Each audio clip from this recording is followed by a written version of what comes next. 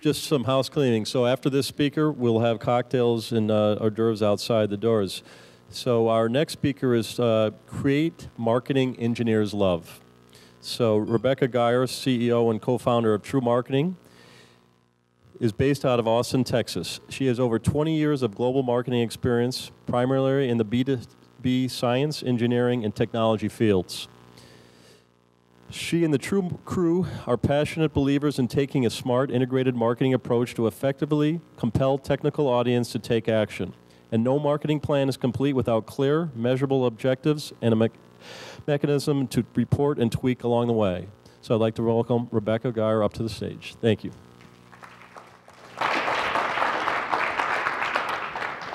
Is that computer? I need to just, can you help me? I need to type in this password really quick. This password, because I need this computer to be up. All right, so I got the fun challenge of bringing up the tale for the day. I'm ready for it, I'm ready for the challenge. I'm also a big fan of Captain Morgan, so, all right, cool. Right here, just hit the green. Oh, that's just your slides. Yeah, super. That's a clicker. Oh, okay. All right, great. Well, thank you very much, Jim. Thrilled to be here. And I always like to start out with a little fun, personal touch. So a little bit of history about me.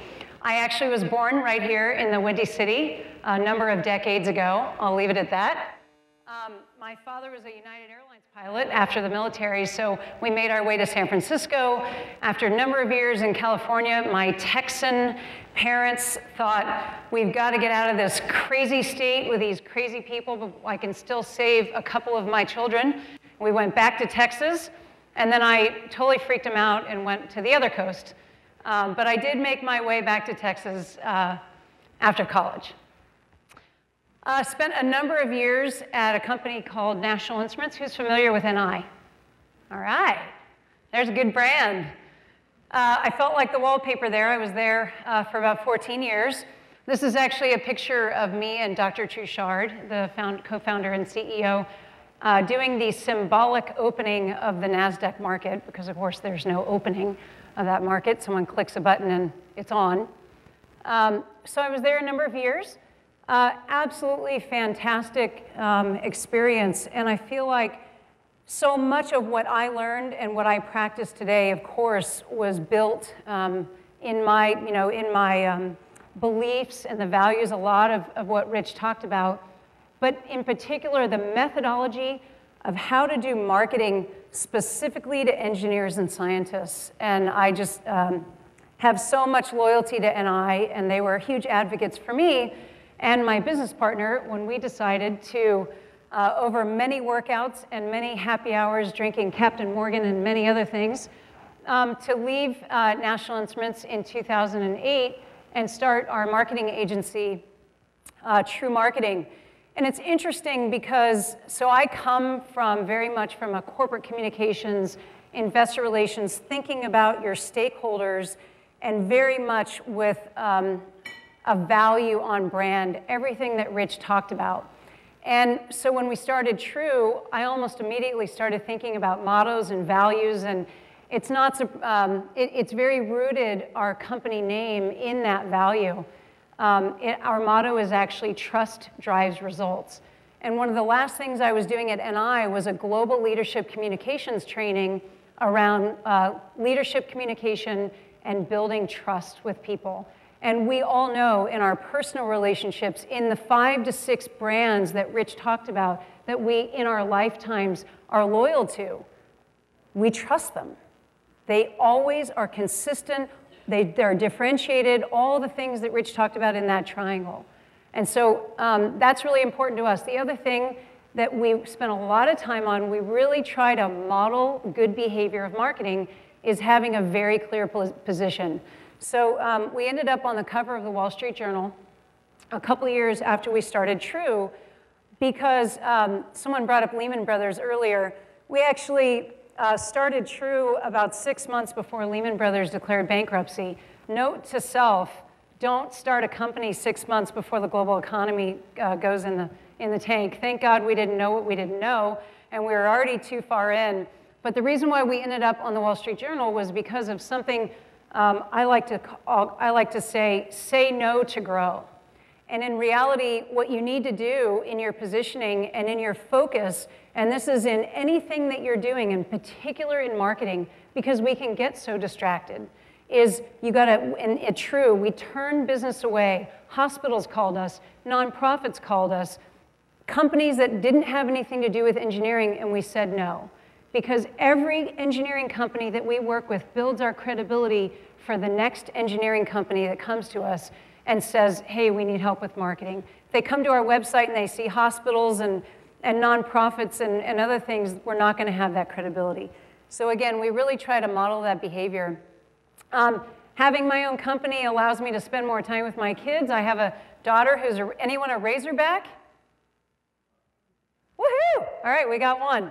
I have an airsoft assassin for a son. If anyone has sons that are into airsoft, we need to talk at happy hour. It's a crazy obsession. So we spent, just celebrated 5 years last year. And we also took time to reflect and celebrate our partners and the recognition that we've gotten, including partners like CFE Media.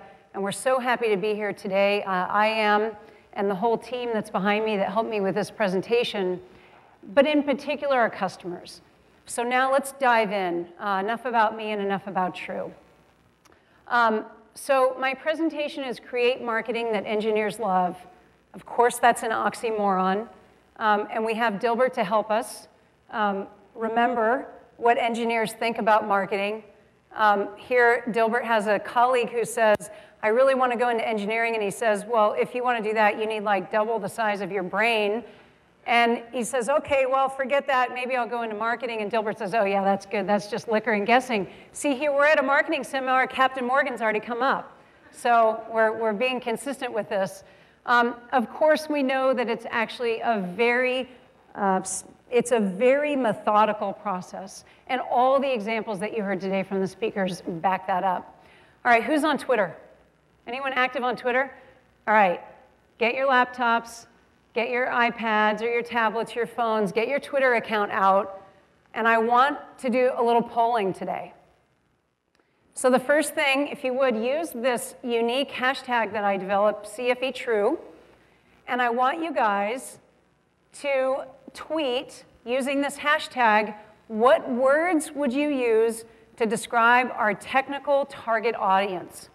And now, if you guys in the back can bring up the screen here that shows the actual Twitter feed. Now, one of the things that I've done is, so there's a lot of continuity in today's presentations. So we heard Rob and Marianne and Britton Leonard as well talk about Rob talked about perspective and engineers. Marianne talked about this as well. And Britton Leonard, of course, did their skit at the beginning, really emphasizing this. So a lot of these are me, but you see things. What are the words that you use to describe? And it may be that it won't show up right now, but if you're on Twitter, please do go ahead and tweet this, because I want to capture this and share it back with CFE so that we can share it back with each other here. So you see things like, this is one thing I wrote down from the presentations today. Visual appearance is important, but content and accuracy is paramount. I'm going to show some data later that really backs that up. Healthy skepticism, show me. I'm going to talk about that in just a minute. Here's more. Rob said, let's see, wearing more hats, multi-crafted. So they're really getting spread thin. Okay, so we get some examples here. If you want to go back to the slides now, that's fine. So I actually had one that I was going to start with that I have up there. They're skeptical of marketing, right? They want to know that it's proof. We talk about branding and they think it's fluff, but we know it's real. So how do we make this all work? So how many of you work in marketing? How many of you in your teams have defined personas? Okay, Maybe 10% of the group, maybe 15? Okay. So maybe this will help you. For those of you who don't have personas, strongly, strongly, strongly recommend. We have 3 personas at True. Everything we do all comes from that persona. The persona development is a lot of part of that foundational work that Rich was talking about. Okay, so I'm here to say that not all engineers are created equally. Even though we're in this niche, and they have a lot of commonalities, like all those things we just talked about, in reality, they're different. So let's talk about control engineer Charlie. His main role, uptime, optimal operation of manufacturing systems. He's on the younger side with about 8 to 10 years of hardware and software experience. His pain, directly related to his main role, is anticipating problems so that he can achieve that uptime. His decision-making is mostly local at a product or service level. He's early in his career. His risk level, I think it was Rob, but I'm not sure, that brought up the technology adoption lifecycle. If anyone, if you've read Crossing the Chasm by Jeffrey Moore, if you haven't read it, I highly recommend it. It's very useful for marketers in explaining as you go across this adoption. I think it was Rob, because he was talking about the adoption of this cloud technology, mobile technology in the industrial manufacturing space. Okay, so as you go across, you have, of course, early adopters, early, late majority, and laggards. So Charlie's over here toward the end. He's risk averse. He's young in his career. He doesn't want to make any mistakes. All right, so the marketing challenge we have in reaching someone like Charlie, he wants a clean, content-rich website with a lot of diversity of types of content. He's going to go to Google. Someone brought up LinkedIn groups before. He's going to go to these types of places to get his information. All right, let's look at Senior Operations Manager Mike. This is actually my husband. His name's Tim, so if I call him Tim, you'll know why. And this is actually his, so he's on the older side. Don't tell him I said that. 40 plus years of experience. He sets critical facility operational standards for a global 100 company. He actually works for Oracle. His pain, he's trying to predictively maintain all of the plants globally to keep costs down.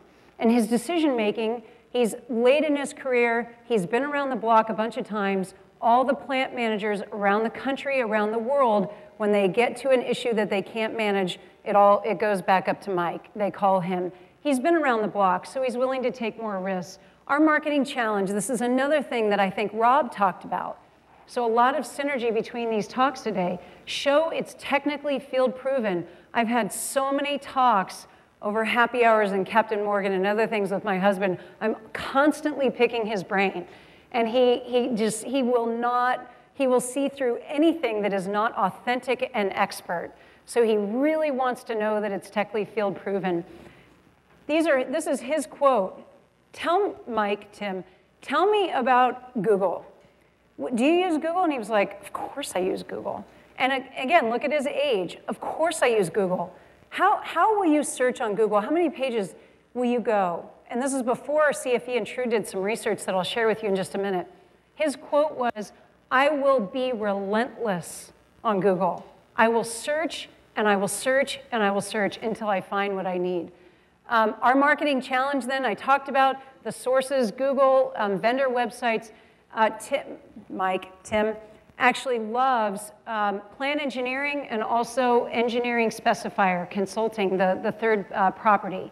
He loves those magazines. Not a hard news guy. He wants the longer technical articles where he can hear from his peers. Finally, manufacturing VP Victor. He's in the middle range of age. He oversees a global manufacturing organization. This is actually the VP of manufacturing for NI. I told his wife I was using him. He has 20 years of experience. He's technical, but then he has an MBA. So his decision making, he's the guy. He's the guy in the end that we need to reach. He's willing to take risk, so he's earlier on the adoption life cycle. Our challenge for him, for any C-level, VP level, we just got to get their attention. And they heavily rely on their global team. They sit on industry boards. They're traveling all over the world. So the question is, how do we effectively and efficiently market to engineers that seem homogeneous, but in reality are so different. They're going to different places, they have different pains, they have different decision-making and risks that they're willing to take. Well, the old only way as marketers was marketers deciding what, when, and how the buyers like Charlie, Mike, and Victor would listen. And it was through these traditional media, events, print magazines, buying lists to augment our databases, collateral. All of these channels are still viable and extremely important today. The point here is that it was the only way. And one company single-handedly transformed our jobs as marketers. Hi, Google. Thank you for transforming our jobs. So today, we have to worry about SEO and AdWords and social media like Google+, all the things. Marianne talked a lot about social media today. Oh, and by the way, they're constantly changing the algorithm. So we really are on our toes now. What's really important to remember about this is that who is Google #1 solely focused on? Anyone? The searcher, the consumer. They don't care about us. Even though they know that we're trying to get on page 1, they're making it more and more difficult for us, not because they're trying to be mean to us as marketers, it's because they're solely focused on their customer. They want their customer to have the greatest possible experience. And what does that mean? It means the purest results that they get related to whatever they searched on. So now there's been a power shift. We don't have the power anymore. Marketers used to be in control. We decided when and where and how. But today, our prospects and our customers have the control. And if we embrace this, it's a beautiful thing for marketers. It's a beautiful thing. So the megaphone, a lot of companies that are all inbound or online will put, I actually changed it, it's a versus here. I don't view it as a versus. I view it as a complementary approach. So your megaphone of the old only vendor-controlled way is now complemented with the magnet of the customer-controlled way. So now, when we look at the magnet, and that's what I'm going to talk about for the rest of this talk, we know that content is the way to attract and convert customers. As I like to say, it is the currency of marketing, of online marketing today, in particular, but offline too. It is the currency of marketing today. In fact, if you think about what was he attracted to about Rich's booth? It was content. It was how he presented that content. So don't just think about content as a white paper. It's more than that, okay? So the new way, customer-controlled search, buyers deciding what, when, and how they will search and when they will listen. And let me give you an example. So Charlie, he cares about uptime. He doesn't want his systems to go down. So because of that reason, he wants to add Wi-Fi to his systems. He wants to get an alert 24/7 if anything's going wrong. So he goes on Google and he does a search. Now, interesting, what comes up? Contributed article. I swear to God, I did not stage this. Really controlling. So here you see some Honeywell content that ended up in a Norwegian Technical University as curriculum, and boy, Honeywell's getting tons of credit for that. You see more PR. You see web pages as a reminder of how Google keeps our lives constantly in check, and the reality check that Rich talked about. I did this actual screen capture I did it, and then a couple weeks later I came back to actually research and define what each one of these were. 2 weeks, I couldn't find this middle search result. 2 weeks later, I couldn't find it on page 1. I just couldn't find it, period. It was gone. So if you think that you can celebrate for one day that you're on page 1, go ahead and celebrate, but have a plan for the next months because you're probably going to get booted off. Okay, so we're in a completely transformed environment. We as marketers need to embrace this. How do we create marketing that engineers love?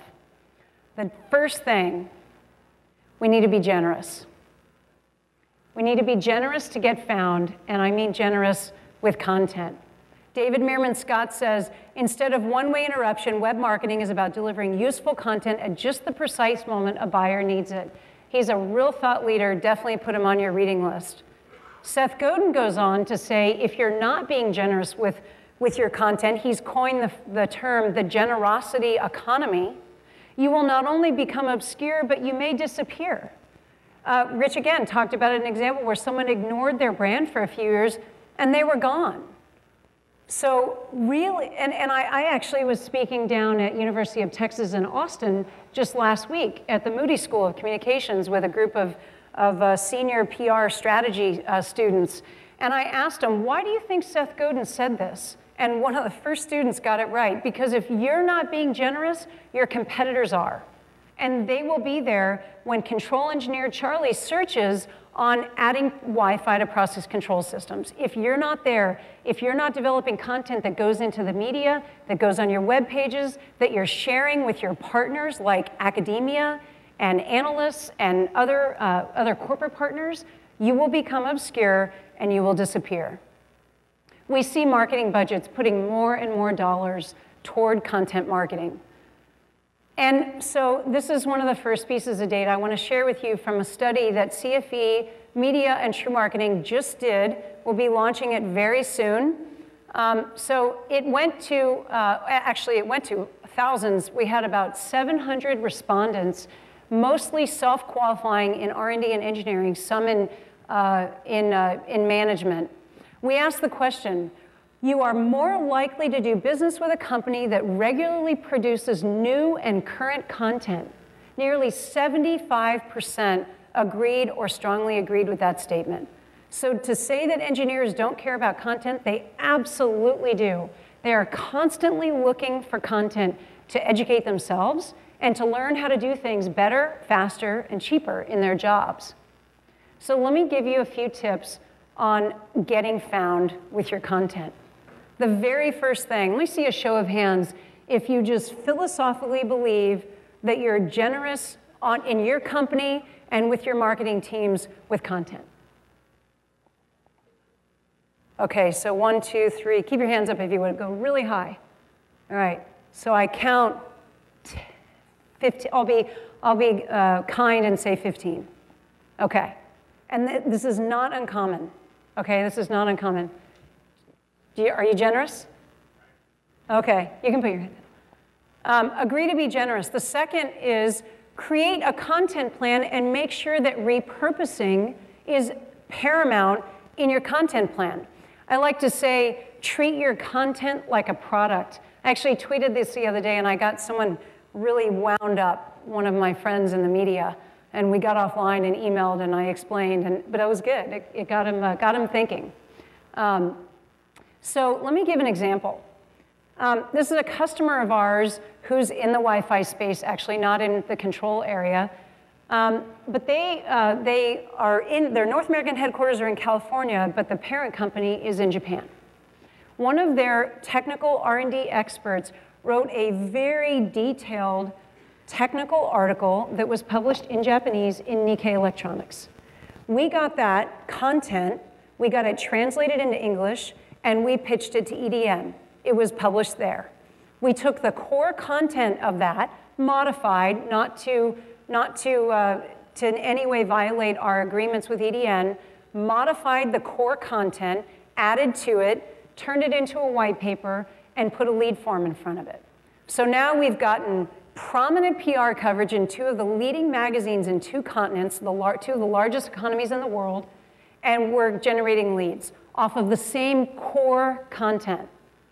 It was featured in the e-newsletter, all 3 of them, actually, different instances and different e-newsletters.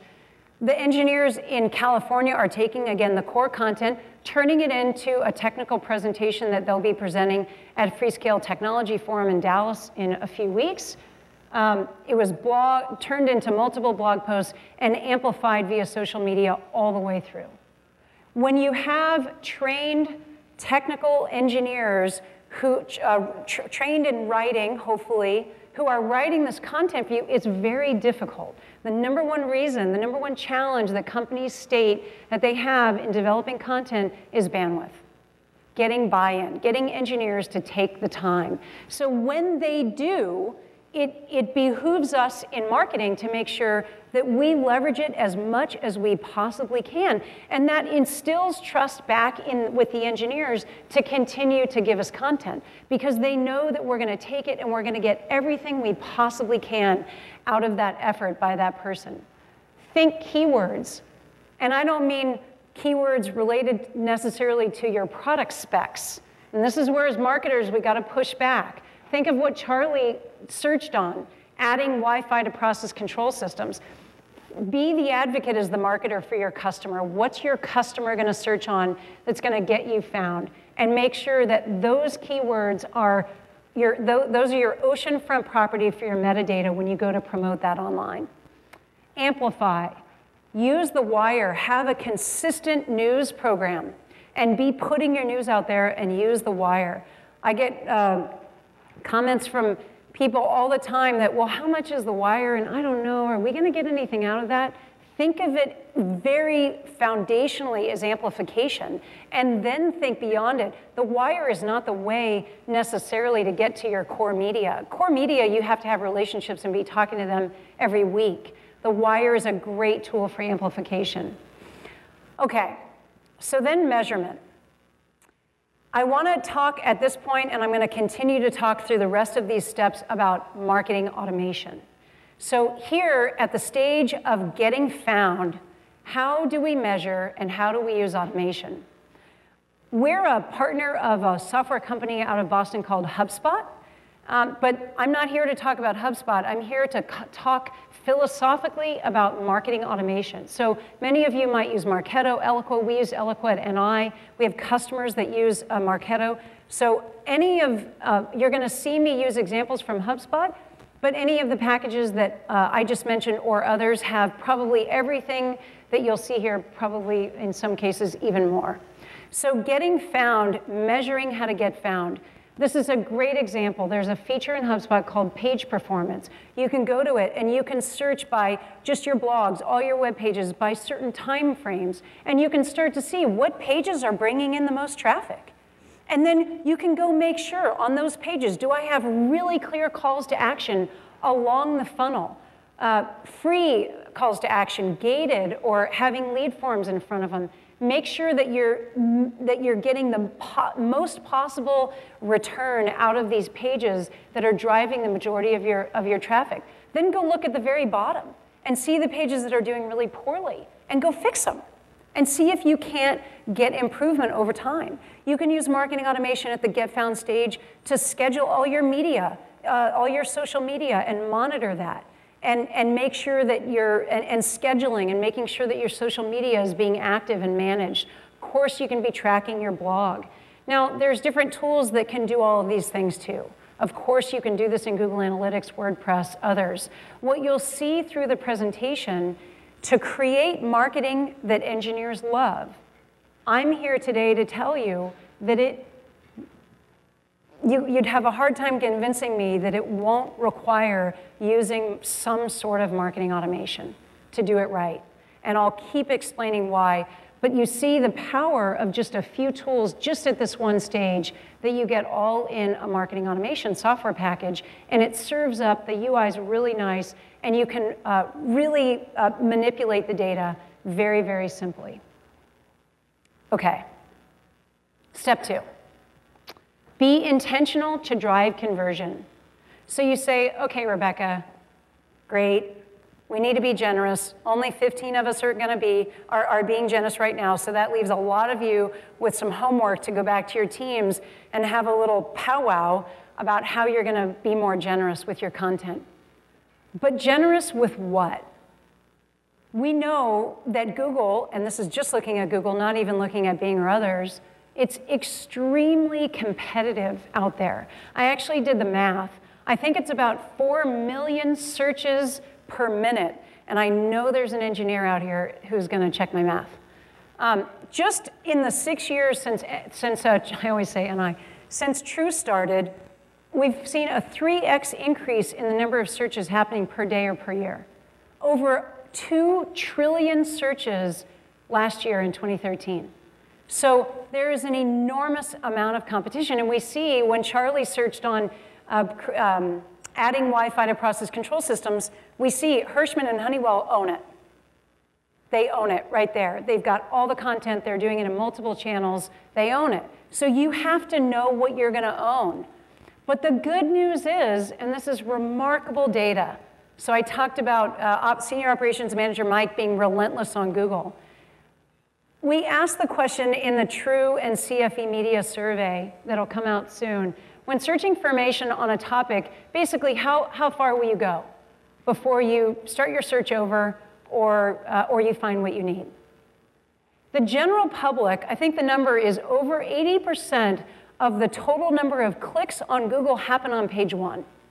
The general public, if you ask the general public this question, it would be like 85 and then one little, maybe a few bars to the right. What's interesting, what I noticed first is that our audience of engineers and scientists, the Victors, Mikes, and the Charlies, 1% more will go 11 pages or more than will go to page 1. So we've really got it made here, because if we are generous and intentional about our content, they're going to dig for it. So I think it comes out to over 40% will go 4 pages or more on Google. So this is really good news for us.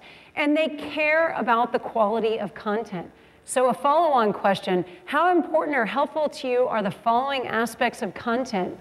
Far and away, the #1 attribute they care about is that it's technically accurate. And they care about having detailed diagrams and images and that it's current. And we know this, right? We know that this is really important. So it's about creating content. I mean, creating content and being generous with our content. But I said, okay, we need to be intentional. So this is a tool that we use when we help our customers developing these content plans. So you see, and this is in an ebook that we have, I'll talk about it in just a minute, but you see on the left, you have your campaign, or it could be a product, it could be a very specific part of even a campaign. And then as you go to the right, you have the stage of the funnel, the top, the middle, and the bottom. And every single stage of the funnel has multiple calls to action, free and gated. So that when you don't just think about, oh, we need a white paper. You know, we have a gap in that area. We need a white paper around that. No, you don't. You need a way to get found on that topic. And then you need, once you have that landing page or the blogs or case studies, things that are going to get you found for free, you're not going to have a lead form in front of it, then you need calls to action on all of those pages that drive people down the funnel. And you start to plan this out. So you shouldn't be creating one piece of content in a silo. You should be thinking about the funnel all the time. Because what it does is it creates what I like to call a closed loop experience, keeping people on your website, keeping them engaged, giving them offers all along the way. If anyone hasn't heard of Content Stream, it's one of CFE Media's products. And as you go through that process of creating your content plan all along the funnel, you're going to have gaps. And some you're going to have your engineers write, some maybe your marketing writers are going to be able to create. And then now we have an opportunity to license content from CFE Media and immediately fill the gap. So there's lots of tools out there now. It's not just reliant on your agency or your marketing writers. You can actually license content now, and with something like Content Stream. So I want to round out the area of being intentional to drive conversion, again, talking about marketing automation. In this stage, you can create landing pages very quickly that are perfectly and seamlessly branded to the rest of your website. And you can have leads automatically coming into your contacts database. Again, there's other tools that you can use, CMSs, contact databases, And often you'll have bigger databases that a marketing automation tool can also handshake with. So if you're a bigger company and use Oracle or some of the really, really big enterprise software packages, these work really well together. All right, so the last section. Be smart and measured to efficiently drive ROI. So we know, we've talked about this, the engineers are in control. They're in control of their buying process. And this is a good thing. If we can focus on giving them content all along the funnel that's directly aligned and intentional to what we're authentically experts in areas that we can own, then we can let them be in control and self-qualify themselves all the way through this process because we've got automation and intelligence to help us be efficient so that we're not focused on each lead that comes in, but we're focused on the ones that are raising their hand that we need to let sales know about ASAP. And let me walk through this. So here's an example where in marketing automation, and I think this is actually a misperception about marketing automation. A lot of people equate email automation with marketing automation. And marketing automation is actually so much more. It's everything I've talked about before, and it's a lot of what I'm going to talk about after. So here's an example where someone goes to a lead form, they complete that lead form, you have emails already set up, sitting in your automation system. As soon as that lead converts, they immediately get an email.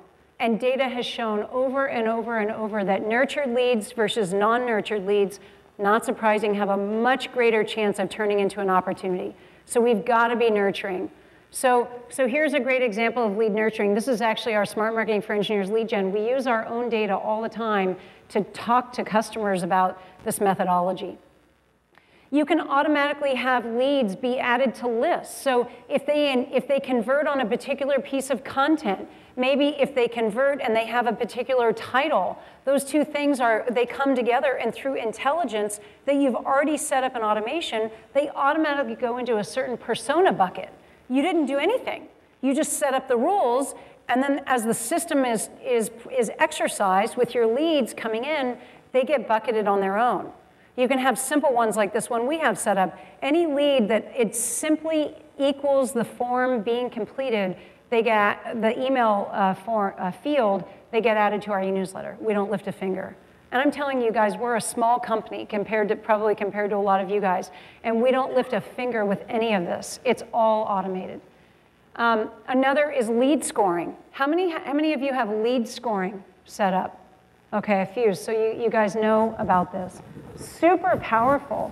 So as people, you're offering these opportunities to engage, and as they're engaging, you have scores set up to attach to any particular activity. Some activities you don't value as higher, you give a low score. Some things that they convert on the most important piece of content you provide, you give them a high score. You just keep providing these opportunities, and as they go through, as they engage, you're automatically adding to their score, and then they raise their hands. So lead scoring is huge at this stage.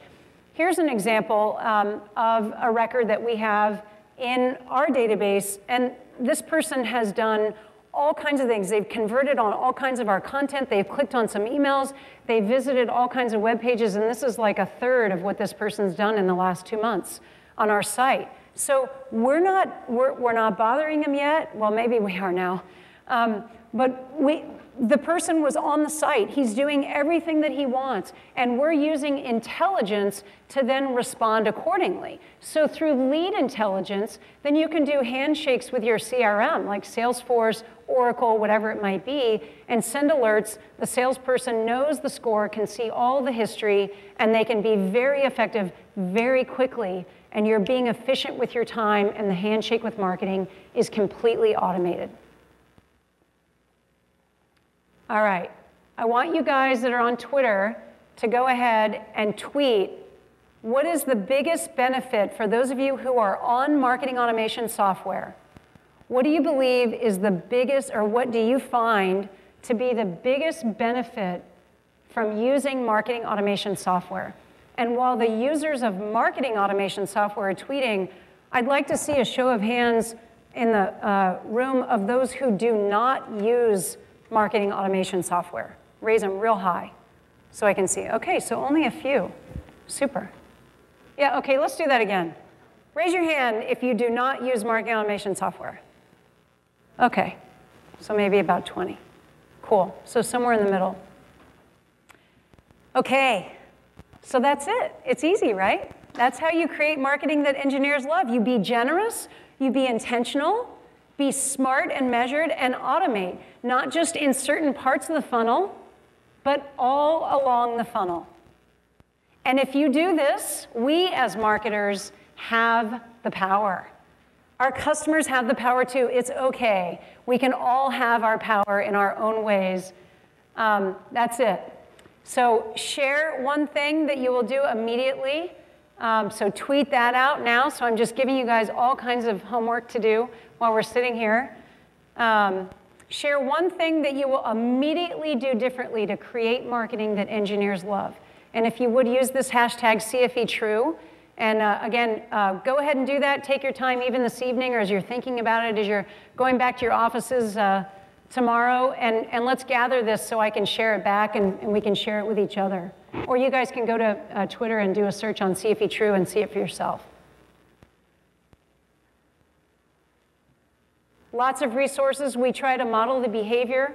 We blog twice. We have 50, 60, 70-page ebooks on everything under the sun about what we believe smart marketing for engineers should look like. So product launches, website redesign, building your foundation. If anyone wants to guest blog about something they're passionate about, we love having guest bloggers. So check that out. And I will take questions and a Captain Morgan. Thank you.